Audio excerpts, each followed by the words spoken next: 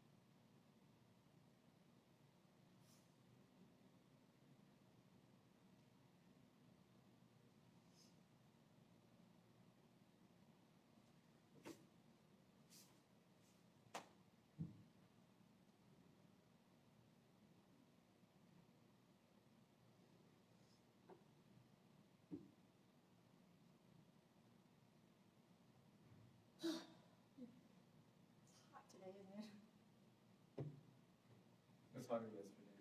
Yeah, I know. I'm kind of glad for that, at least. I'm just gonna wait a little bit longer in case anyone else shows up. Yeah.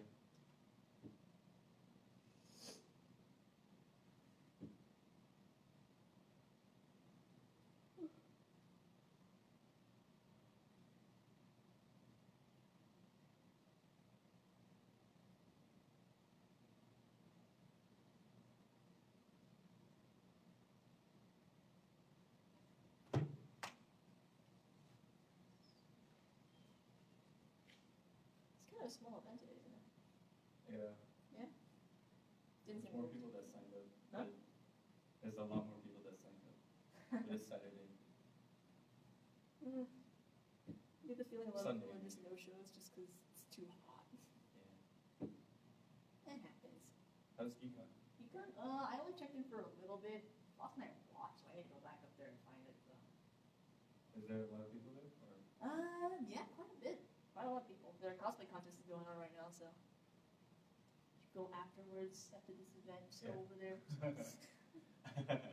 Shameless self-promotion. It's okay. I was supposed to help organize it too.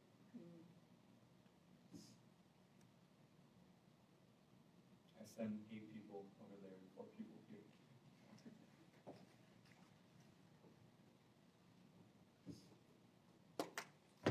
Alright, well, it's 12:35, guess I'll get started. Shame there's not too many people, that's alright. So, this is an introductory cosplay panel. So, for those who don't know what cosplay is, for those who are interested in getting started or don't know how to get started, this entire panel is what that's built around. My name is Brittney, and I will guide you through this entire thing. So, what is cosplay? Any of you know what it is at all? Familiar with it at all? Yeah. Yeah? Alright. Well, basically, I'm sure you use it. So, do you guys like manga? Do you guys like comic books, TV shows, anything like that? Anime? Yeah? Well, cosplay is basically taking a character from that, just dressing up like that. So it's like Halloween, but, you know, for weebs. So as you can see, there's a lot of cosplayers over here. Took these pictures at Anime Expo, actually. No, it was this year. So these are just some many examples of just different cosplayers. So if you want to cosplay, there are many different steps that go into it. It may seem intimidating at first, but it's not that bad once you get it started. So first things first, you gotta plan your cosplay. So you gotta know, who you want to cosplay. Like, so you gotta do a lot of research on like what character they like their clothing, right? So you gotta get a lot of reference pictures. So usually if it's like comic book characters, you can find plenty of that. And then if there's like, say, if they're from a video game, you can find like a 3D model of the character, and you can just look at their clothing. And if you're lucky enough, someone will have uploaded like a 3D render of it, so you can just click and drag it around, and you can see like what layers of clothing they're wearing, what layers of armor, and things like that. Then there's gathering all your materials, right? So that's not just buying fabric, right? Because there's a lot that goes into that as well, but there's also like buying all the correct tools that you need, all the like supplies that you'll need, all the paint, etc., so on and so forth. Because like you can only do so much with just fabric, right? So sometimes you'll need to make armor, you'll need to make props, and all kinds of crazy stuff. You'll need to get wigs, contacts, makeup, all that fun stuff. Then after that, there's like patterning, so just taking measurements of yourself. actually building the cosplay, which is what you get all those tools for, and just put it all together, styling the wig, getting your makeup all ready, and then basically you're just all ready, all dressed up. You just pose, strike a pose. And if you know a lot of like photographers and things like that, they can help you out with getting the right lighting and things like that. And that's all there really is to cosplay. So simple, right? So like I was saying earlier, there are a number of tools you're gonna need. So you're gonna think first thing, what materials am I gonna need? So what am I gonna need?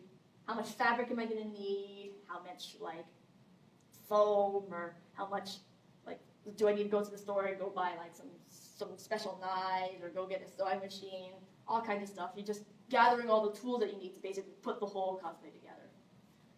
So another thing, do you have the right skills, right? Because it may not look like too much to sew or to make armor. That was an understatement, that was a joke, but you gotta understand your own limitations as well, because I myself am I would say I'm an amateur cosplayer. I'm not too great at cosplay, so I know my limitations. I don't know very much about making like foam armor, for example, but I do know quite a bit about sewing something. So as you can see, I have a nice example right over here, and I'm wearing it right now. But gotta get a nice jacket right over here. So knowing your limitations also means knowing what sets of skills you'll need to learn for yourself. So teaching yourself how to sew, a lot of self-teaching, that's a lot of that's involved. And I don't just mean, gluing fabric together and then just saying, I did it. That's not, you'll have it together, but it won't look as nice. And I'm sure you wouldn't want to wear something that's just glue and fabric. So. Another thing, will it arrive with time? Cosplay is a very time-intensive activity and hobby. So it may not seem too much to just, you're just sewing something in a sewing machine. And sewing machines can sew at a much faster rate than it takes to, sew it by hand. God, I hope to God you don't ever try to make something by hand. But it's a very time-intensive activity because there's measuring it all, getting it all, sewn correctly, making sure they have all the parts that you need, all the components that you need, painting it, waiting for things to dry, stuff like that. It's very time-intensive. So if you're familiar with con crunching or anything like that, which is basically waiting till the last minute and then deciding, well shit, I should probably work on my cosplay now, literally a week before a convention or some sort of special event. Don't do that. It's very stressful. You really shouldn't do that.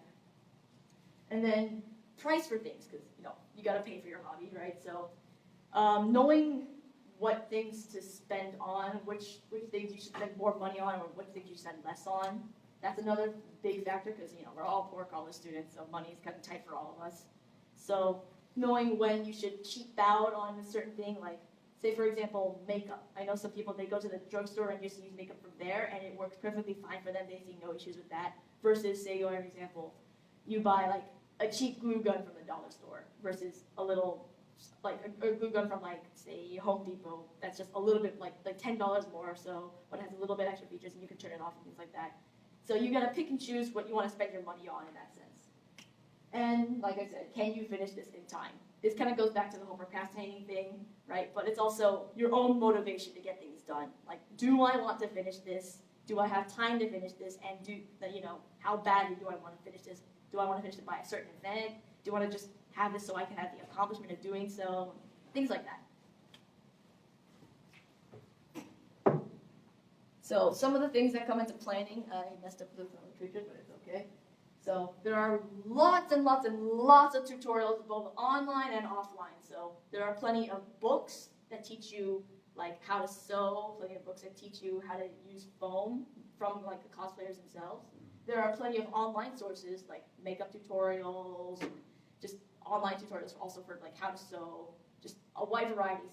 They also have tutorials for how to make a specific thing or how they made their particular prop item. Say for example, you're trying to make a mask for something, or say for example you want to make a gun from a game, right?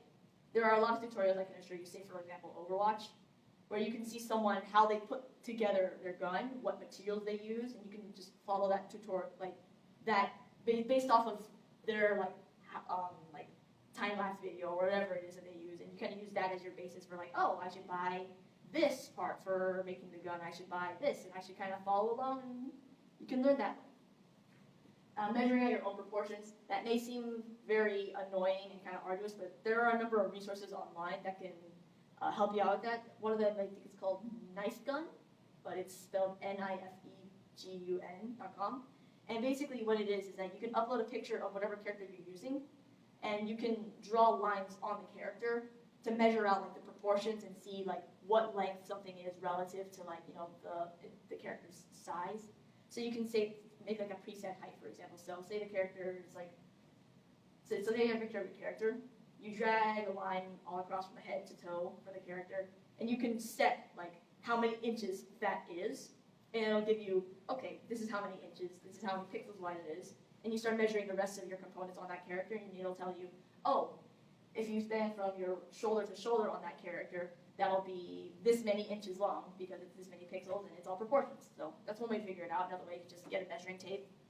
Fortunately, I don't have one on me, but just measure across your own body. It's not very hard to do. It always helps to have someone else with you to help measure that all out as well. Let's see. So checking a lot of websites. So there are a lot of hobby websites and stores available. So there's like Michael's, Joann's, Hobby Lobby. They have all sorts of things that you'll need. It really helps because if you're say on a very tight time constraint, it helps to check out what time the items will arrive, like shipping times and things like that, and checking reviews to see how much delay there usually is for the shipper. Because like I said, time is a very, very valuable resource when it comes to cosplay, and losing a lot of it when cosplaying is very, very bad. Let's see. So thrift shops, that's another thing. So in LA, there's a place called the Fashion District, and that's where I know a lot of people go get their fabric. Another place that they also go get fabric, well, they go to the Fashion District because the fabric there is very, very cheap, because they sell it wholesale to like a lot of manufacturers and distributors for clothing.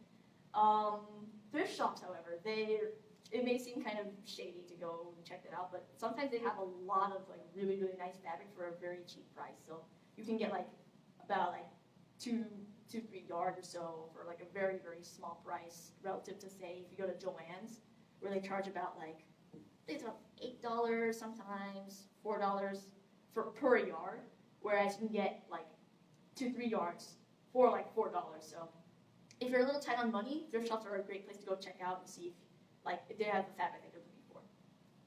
Coupons. Coupons are great. They will make everything cheaper because that's how coupons work. I bought one. So I'm thinking of remaking the cosplay that I have right now, right? So I went to Joann's and I used a coupon there. It was like 30% off. And on top of that, they already had a sale. And I bought about like 5-6 yards of fabric for like $40, which is pretty good for like Joann's considering the prices, because everything over there is on sale. So coupons are a great thing to use. Always save them. It doesn't hurt to, throw them away. And another thing, plan out how you want to attach everything. So when it comes to patterning, like what you're wearing, and as well as like the foam that you're going to be using, sometimes there'll be like little extra flats that they leave, so that way you line them up, or they'll put little notches. You can put little notches on like the foam, for example, and it'll help you like line things up so that you can see how you're supposed to line everything up and how everything is supposed to fit together, because everything is all just one big puzzle piece, or one big puzzle. All it is that you're cutting out all it is that you're cutting out the pieces to the puzzle and putting them back together. I don't know what just happened here. That's interesting. All right. So yeah. Number one thing, it is perfectly okay to go out and buy your cosplay. There is nothing wrong with that. Cosplay is not about how good you can make yourself look. It's all about just having fun, dressing up as the character, and just showing your love for like a franchise. That's all it's about. It shouldn't be about like, oh, look at that person over there. They bought their cosplay. Wow, what a pleb. It's not about that at all. It's just about having fun. So it is perfectly okay to buy your cosplay. If you don't have the time to make your own, you can just go ahead and buy it. There's nothing wrong with that. No one will judge you. No one cares. As long as you're having fun, that's all that it's about. on that note, it's also okay to go and find pieces of like a cosplay that looks similar to what you want to make. Like say you do want to kind of make it, but you see something in like, but you're not too great on sewing, for example, right? That's how I started out. That's how many people start out. You're not too knowledgeable about how to sew things properly. So you can go out and you can just buy a piece of your cosplay that looks similar. Say you find like a shirt that you want to use, and it's like, oh, that looks kind of like what I want to wear. All you need to do is just add a few things onto there, and then voila, you have the shirt that you're trying to make. That's perfectly okay too. One of my first cosplays, actually, I bought like a black dress online. All I did was like cut out a few holes, added a few extra little parts onto it, and I had the cosplay. And I still have it today, and I still wear it. So it's perfectly okay to do that. So here are some of the materials that goes into making cosplay. It seems like a lot. Don't be too discouraged. Like I said, it's a very resource-heavy hobby, but in the end, it's all pretty much it's worth it just to be able to be the character you want. So EVA foam, you got foam sheets and things like that. All of that is used for making props and/or armor. So the EVA foam, you take something like say that heat gun, so that that's heat gun. It's basically like an overpowered hair dryer. You can heat up the EVA foam, and it basically makes it so you can bend it and mold it into like a certain shape. So after you cut it out and all that, you just mold it, and you have like pattern cut out onto there, and you basically just make a piece of armor that way. There are billions and billions and billions of tutorials online to show you how to do that, because it is rather dangerous because you're working with a hot tool, and that's painful. You can burn yourself. And the insulation foam, that's basically it's kind of like the foam that you use for the inner linings of your house. But you can find sheets of that at Home Depot, and you can cut it out because it's very, very, very lightweight. So you can cut it out and make all kinds of different things with it. So you can make a friend of mine made a little crown out of that. You can also make horns with it. You can make knives. You can make pieces to say a sword or a scythe or something like that. And all you got to do is just paint it, coat it, and then you have a prop. So that's what that's used for. Contact cement, plastic, all that stuff right there. This is all just for modifying foam. So the knife, bomb cutter, is for cutting it out, for shaving down the insulation foam. In that case, you would also need to use some sandpaper. That would also help very much, just so you can get the fine details on that. Sharpies to help you mark where you're cutting and to outline the entire pattern itself. And then Plastic, Mod Podge, contact cement, all of that is just used for putting it all together. Contact cement is a little bit on the more dangerous side because it is toxic to breathe it in, so be sure to wear a mask if you're going to be using something like that. But Mod Podge, Plastic is basically spray on rubber. It's good spray on rubber coating. A lot of cosplayers use that because it's very, very lightweight and it gives a nice coating to props and keeps it sturdy. Mod Podge is glue. It's glue. It's just glue. But people use that to they brush it on the outside of foam, and basically they use that, and it gives it a nice coating on the outside. So that way, if you try to paint it, it preps it so that it's ready to be painted. So, because if you just try to paint, say, insulation foam, for example, just with paint, it'll disintegrate. Mod Podge not only keeps it sturdy, but it makes it so that you're actually able to paint on foam and things like that. Because painting on foam, it won't look as pretty. So if you have a Mod Podge on there, it adds that extra clear layer, that clear coating, so that way the paint will be much clearer on it, and it'll actually be on it instead of making the whole thing look very soggy and wet and gross. No one wants that. And now comes to the fabric part of it. Some cosplays do have fabric, some of them do not. Some are just pure armor cosplays, and they tend to be kind of hot from what I understand, but and then some of them are just pure fabric. So what I'm wearing right now, pure fabric, except for this weird heart thing and this, and what I'm wearing right now, these little bracelets. This is craft foam actually. So the craft foam that you see in stores, and just the thin sheets of foam. But when it comes to fabric, yeah, there are all sorts of specific terms for that, but basically, you go around, you feel something, if it feels nice, it looks nice, and it's a nice price, then go ahead and use it. But there are specific types of fabrics that most people tend to lean towards. They're called twill and plain. That's just the way that the fabric is woven together. I'm not going to go too much into detail with that because I don't know too much about that myself. It's just basically how it's held together, basically. So, and bridal satin and four-way stretch fabric. That's just, one of them is just like, it's a nice, like, silky sort of feel in fabric. And, you know, you want to be able to wear something that's comfortable, of course. And then stretch fabric, that's a little bit more on the difficult side when it comes to working with it. Like, I myself, I've been trying to work with it, and it's kind of tough because sometimes it gets caught up in the machine, things like that happen. But basically, stretch fabric, it's for like, say you're making like a bodysuit, for example, right? That's basically what it's for. Four-way means that you can stretch it both sideways and horizontally. And then there's two-way stretch fabric, which means you can only stretch it one way, so either this way or this way, depending on which way you hold the fabric. And tinfoil and duct tape, that will be your best friend when you're patterning anything whatsoever, whether it's armor or like, well, even like just wearing clothing itself, but typically it's more used for armor. So basically you cover yourself or whatever area that you want to like make armor for with tinfoil and or duct tape and some saran wrap as well. And then you basically draw out what shape that you want onto your leg, for example, right? So say I want to make like a piece of leg armor, you draw out the pattern that you want on your own leg. Then after that, you cut it all out, and then you have your pattern right there. And it's just a nice, easy way of making patterns. And if you're not sure where to look where it comes to patterning, or if you don't know how to make patterns yourself, there's always plenty of books on. There are plenty of books, plenty of like online resources for like how to make your own patterns, and they have their own patterns provided as well. A lot of places they sell patterns as well.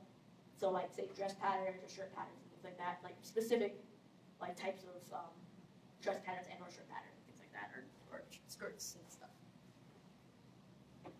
So like I was saying, here's foam. Like I was saying earlier, you can make all kinds of things with foam. Like so here's an example of my foam armor. So as you can see, there are many little components onto that, and that can all be made with just like a few sheets. So the whole technique to that is just you heat it up. Well, no, first you make the pattern, then you cut it out, then you heat it up and shape it to like to what it's supposed to be. So say if it's like a chest plate, you shape it to mold around your body while it's heated up. So after you heat it up, you just shape it around your body, keep it in the hope there for a little bit, so that way it retains that curvature. Same goes for like shoulder pads and things like that. And the rest of it is all just designs. So you can just cut out little pieces onto it and just glue it on there. It's like some hot glue or contact cement. And then foam can also be used to make props, like I was saying earlier. So like you can cut out, you can take a piece of pink foam. I wish I had some of this with me, but unfortunately I'm poor. So you can take a piece of pink foam, shape it down, so you can make yourself like a little knife, glue it all together, just paint it, and then voila, you have your own little like accessory. You can. There are a lot of other different materials that other people use. There's something called, oh man, the name of it slips me, but I can't remember what it is at the moment, but if you talk to me afterwards, I can kind of show you what it is. It basically is the same sort of idea. You heat it up, you mold it to a shape, paint over it, and then you got another piece of like accessory or weapon or anything like that. So these can be used for making horns, weapons, crowns, whatever you can think of, whatever you think you might need it for. And EVA foam and craft foam, they're varying thicknesses, right? So craft foam is more for like lightweight sort of armor. So as you can see right here, the Wonder Woman armor right over here. There's like a gauntlet, there's like the Wonder Woman logo and the little crown right there. So pink foam, or not pink foam, craft foam is great for making lightweight things like that. Versus if you want to make like big, hefty, bulky armor. That's what EVA foam is more for. So then sewing. This is what a lot of people always have to use because you got to make your own clothing, right? So machine sewing versus using just hand sewing. Hand sewing takes a very, very long time, and unless you have like forever to do your cosplay, I highly recommend that you use a machine to sew. If you go to the Creator Lab, there's a sewing machine available over there, and there are plenty of sewing manuals inside there that can show you like just how everything works, all the components to it. Because every sewing machine is basically universal; they have the same sort of parts to it. So once you learn it on one machine, you can basically apply that onto any other machine and just work from there. So do not hand sew unless you're doing, say, for example, like a small, like something very, very small. Like say, for example, like you're sewing a bow, and like you need to sew like the back of it, and you know the machine can't do that because there's too much fabric. So that's when you would use hand sewing. That's when you would just hand sew and just stitch it all together. Hand sewing is mainly for like tiny things or things that there's too much fabric that the machine probably wouldn't be able to punch through. So other than that, machine sewing is your best friend. And generally speaking, once you buy your fabric, it's best to wash it and iron it out so you have like a nice flat piece of fabric to work with and there's no like lint or anything dirty on there. And then another thing, it might be just common sense. Use the same thread color as the fabric that you're using. That's just so that way you don't really see like the stitches put together because most people would want things to be kind of smooth and seamless. So by using the same thread color, it makes it harder to tell that like where the stitches are and things like that. Of course, there are the lines on it, but it just matches better by using the same thread color as the fabric that you're using. Then wigs. Little did you know, this is not actually my hair. So there are different ways of like, so wigs themselves,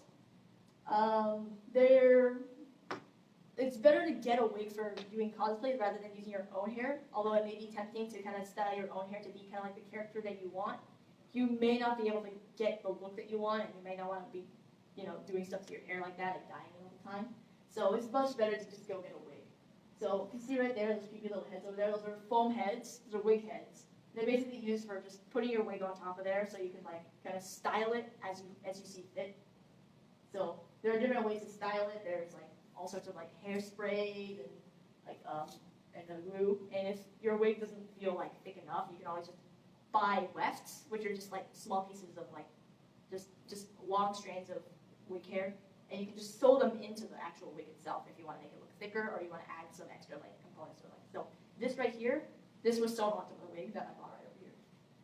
And there are many different wig vendors. What I would personally recommend are Arda and Epic Cosplay wigs because they tend to be very comfortable compared to most other wigs.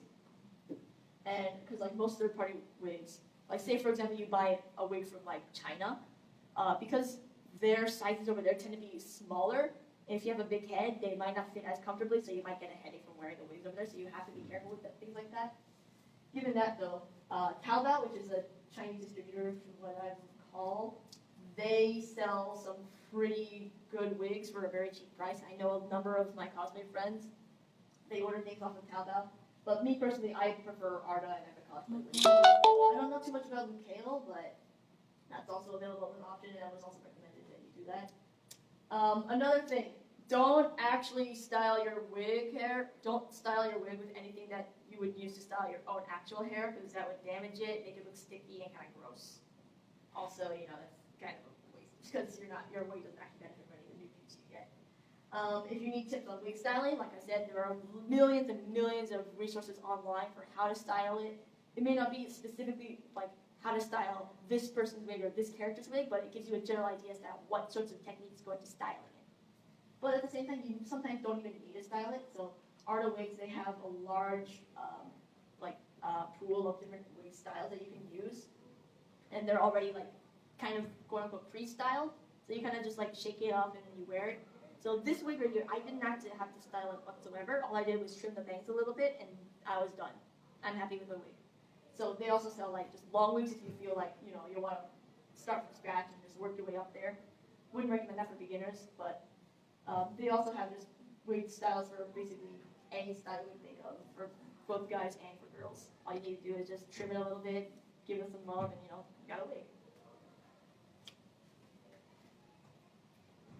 And now posing. Posing is probably the most important component to cosplay because after you got all your putting it all together done, all you gotta do is just look at the camera and strike a pose. Something stupid, anything. But generally speaking, what you want to do is you want to have about 2 or 3 poses in mind when you're like, say if you're going to a convention, for example, you gotta have at least like 2 or 3 poses in mind, so that way you're not using the same pose over and over. Because you'll get sick of that.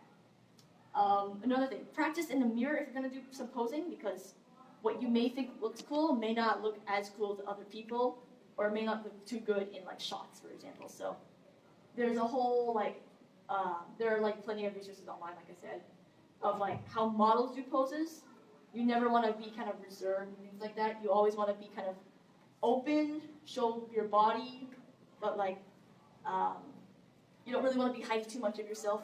Of course, there are some of the more reserved poses and things like that, but generally speaking, like action poses and things like that, those are usually like good things to go for and stuff like that. If your character does like a signature pose, like for example, like this is a character from JoJo, and they are known for all kinds of poses. Like if you look at that over there in the corner, this is kind of tough, hard to hold for a while. So you gotta practice what poses you want to use, and see if you can actually do the pose, things like that. And make sure that, and the cameraman, you know, they'll take care of everything, all the camera magic, Photoshop magic. But other than that, it's all on you just getting the right pose that you want. And yeah. So if you got any other questions, feel free to come ask me. Other than that, thank you so much for your time, and hopefully you have a wonderful day.